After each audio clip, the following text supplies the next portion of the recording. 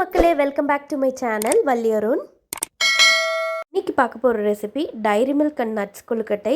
வாங்க இந்த ரெசிபி எப்படி செய்கிறதுன்னு குயிக்காக பார்த்துடலாம். 1 கப் கொழுக்கட்டை மாவு, 1/4 ஸ்பூன் தூளுப்பு, சுடு தண்ணியை கொஞ்சம் கொஞ்சமாக ஊற்றி நல்லா மிக்ஸ் பண்ணிக்கலாம். சுடு தண்ணி ஊற்றி மிக்ஸ் பண்ணும்போது இந்த மாதிரி ஸ்பேச்சுலா வச்சு மிக்ஸ் பண்ணுங்கள். 1 கப் கொழுக்கட்டை மாவுக்கு 1/2 டம்ளர் அளவு சுடு தண்ணி ஆட் பண்ணியிருக்கேன். லைட்டாக சூடு ஆறுனதுக்கப்புறம் இனி நம்ம கை வச்சு நல்லா சாஃப்டாக பிசைஞ்சு எடுத்துக்கலாம். இப்போது மாவு நல்லா சாஃப்டாக ரெடி ஆயிடுச்சு.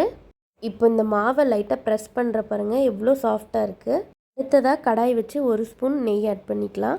2 டேபிள் ஸ்பூன் முந்திரி பருப்பு, 1 டேபிள் ஸ்பூன் ஃபைனாக சாப் பண்ண பாதாம், 1 டேபிள் ஸ்பூன் ஃபைனாக சாப் பண்ண பிஸ்தா. 1 மினிட்க்கு கீல நல்லா ரோஸ்ட் பண்ணிக்கலாம். சின்ன கப்பில் 1 கப் அளவு டைரி மில்க் கட் பண்ணி வச்சுருக்கேன். இப்போ அதை ஆட் பண்ணிக்கலாம். ஸ்டவ் ஆஃப் பண்ணிவிடுங்க. இந்த லைட் ஹீட்லேயே சாக்லேட் மெல்ட் ஆகிடும்.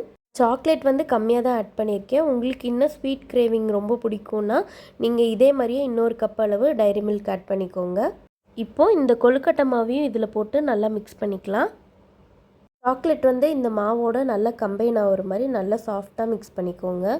இப்போது இந்த சாக்லேட் கொழுக்கட்டை பேட்டர் ரெடி ஆகிடுச்சு.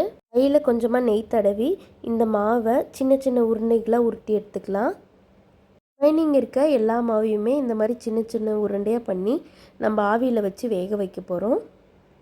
8 நிமிஷத்துக்கு மீடியம் ஃப்ளேமில் வச்சு குக் பண்ணிக்கலாம். ஒரு பத்தை தேங்காயை துருவி எடுத்திருக்கேன். இதில் 3 ஸ்பூன் அளவு சர்க்கரை போட்டுக்கலாம். இப்போ இதை நல்லா மிக்ஸ் பண்ணிவிட்டு தனியாக எடுத்து வச்சுக்கலாம். 8 நிமிஷம் கம்ப்ளீட் ஆகிடுச்சு. இப்போ ப்ரெஷர் ஆறுனதுக்கப்புறம் நம்ம ஓப்பன் பண்ணி பார்க்கலாம். கொழுக்கட்டை நல்லா சாஃப்டாக வெந்திருக்கு. அதே மாதிரி எந்த விரிசலும் இல்லை. மிக்ஸ் பண்ணி வச்சுருந்தோம்ல தேங்காய் சர்க்கரை, அதை ஃபைனலாக தூவி நல்லா மிக்ஸ் பண்ணி விட்டுக்கலாம். சுகர் இன்னும் கொஞ்சம் வேணும்னு ஃபீல் பண்ணிங்கன்னா ஆட் பண்ணிக்கோங்க.